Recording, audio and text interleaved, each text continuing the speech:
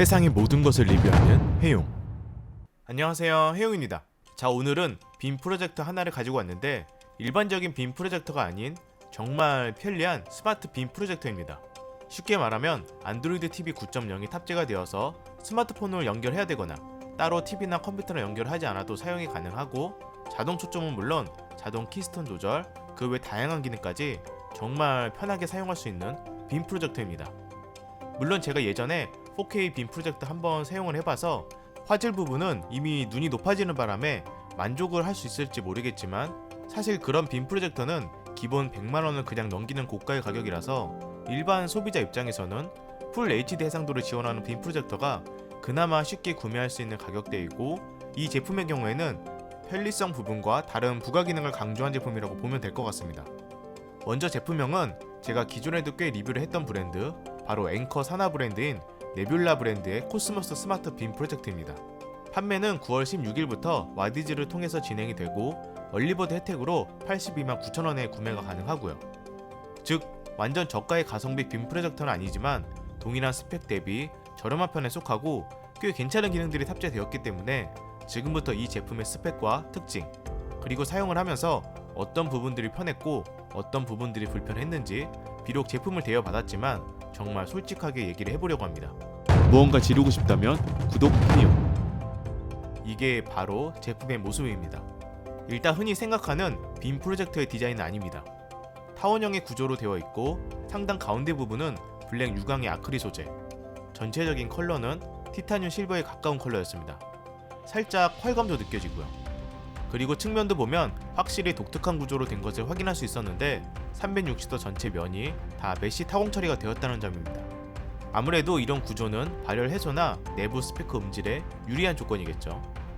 또한 정면에는 렌즈가 있고 후면에는 전원 포트, HDMI 포트 2개, USB 포트 2개, 옵티컬 단자가 있어서 스마트폰이나 PC, TV, 콘솔 게임기까지 연결 옵션은 거의 대부분 가능하다고 보시면 됩니다.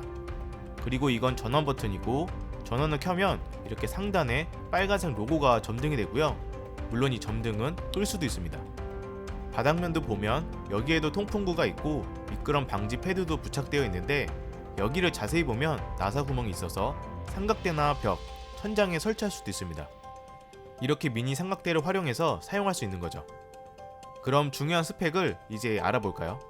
일단 빔 프로젝터의 화면과 화질은 여러가지 요소에 따라서 결정이 되는데, 하나씩 살펴보면 아까 처음에도 얘기했듯이 최대 풀 HD 해상도를 지원하고 있고, 정적 명암비는 1000대1, 동적 명암비는 10만 대 1, HDR10 지원을 하고 있고, DLP 방식 900 안시 루멘을 지원하고 있습니다.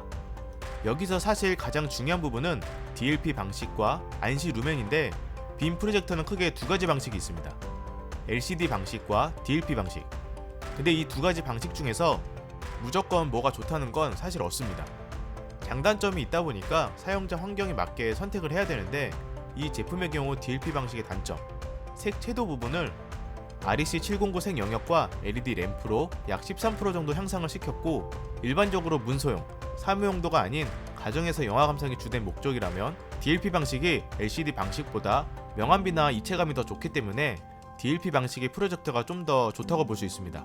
그리고 밝기의 경우 일반적으로 루멘과 안시 루멘 이렇게 두 가지로 표시를 하는데, 루멘은 프로젝터에서 나오는 빛 자체를 측정한 값이고, 안시 루멘은 프로젝터에서 나온 빛을 1m 거리에서 벽에 비췄을 때 실제로 보여지는 밝기를 측정한 값입니다. 즉 이 제품은 4500 루멘, 900 안시 루멘의 밝기를 가지고 있습니다. 근데 중요한 건 제품마다 루멘을 표시하는 경우도 있고 안시 루멘을 표시하는 경우도 있다는 겁니다. 즉 판매자 입장에서는 사실 루멘 수치가 상대적으로 높아 보이기 때문에 대부분 루멘으로만 표시하는 경우가 많은데, 이럴 경우 안시 루멘으로 표시한 다른 프로젝터는 실제 밝기는 더 높거나 비슷한데 오히려 스펙이 저평가되어 보일 수 있다는 거죠. 그렇다 보니 이 부분을 잘 모르는 사람이 보면 마치 더 밝은 제품, 더 좋은 제품으로 착각할 수 있습니다. 그래서 이 부분을 꼭 잘 확인을 해야 됩니다. 그럼 이 제품의 실제 화질과 색감을 한번 감상해 볼까요? 형광등을 모두 켠 상태, 불을 다 끈 어두운 상태 모두 체크를 해봤습니다.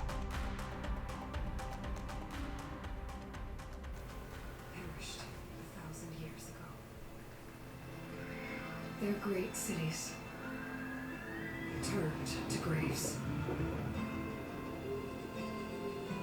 일단 확실히 고가의 4K 빔 프로젝터에 비하면 당연히 화질이나 색감이 엄청 좋다고는 할 수는 없지만 풀 HD 해상도를 감안했을 때 충분히 영상을 보는 데에는 크게 불편하진 않았습니다. 다만 밝은 상태에서는 역시나 제대로 된 감상은 어려웠고 어두운 장면이 많이 나오는 영상일 경우에는 다소 명확한 구분이 어렵긴 하더라고요.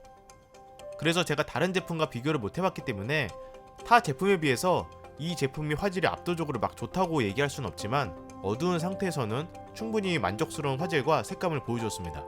게다가 제가 이 제품을 사용하면서 사실 다른 것보다 이 세 가지가 정말 편했는데 바로 오토 포커싱 기능과 오토 키스톤 기능 그리고 줌 아웃 기능이었습니다. 쉽게 자동 초점 기능과 자동 기울기 조절 기능, 화면 확대 기능입니다.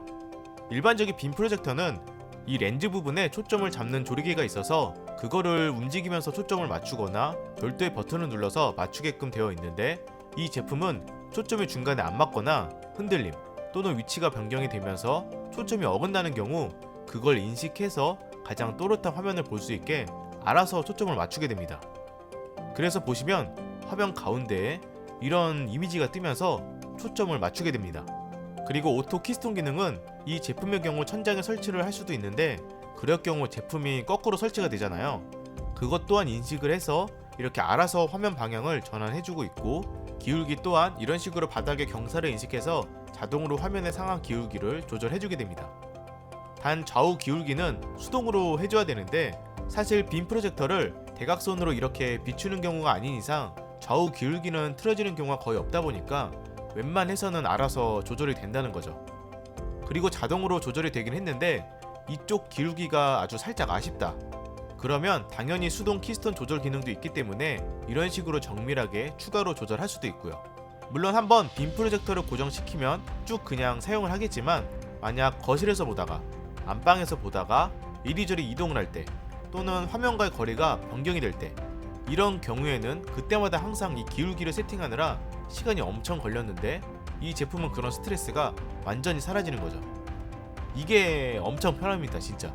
마지막으로 줌 아웃 기능인데 프로젝터가 위치한 곳을 기준으로 화면 크기를 70%까지 조절할 수 있는데 이렇게 좁은 공간에서 사용할 경우 적절한 크기로 조절을 해서 사용할 수 있다 보니 이것도 엄청 편했습니다. 즉 이 제품의 경우 스크린과의 거리와 줌 아웃 기능을 활용해서 최대 120인치까지 영상을 볼 수 있다고 합니다. 물론 풀 HD 해상도인 만큼 너무 큰 화면은 상대적으로 화질이 조금 떨어질 수는 있지만 이건 알아서 조절하시면 될 것 같고요. 다음은 편의 기능인데 이 제품은 안드로이드 TV 9.0 OS가 탑재가 되어서 굳이 별다른 연결 없이도 그냥 빔 프로젝터 하나만으로 영화 감상을 아주 쉽게 할 수 있습니다.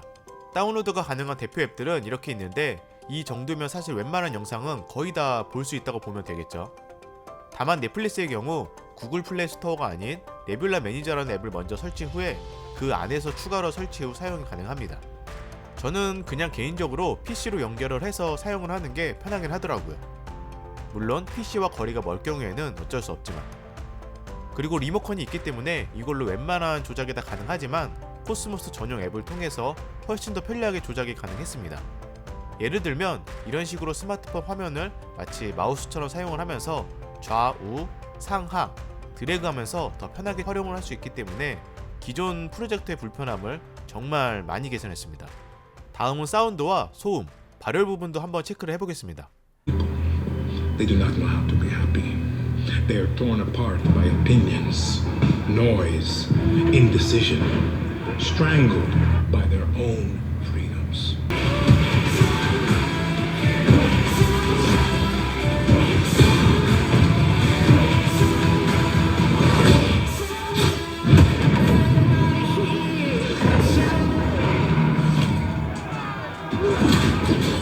일단 사운드는 생각보다 너무 괜찮았습니다.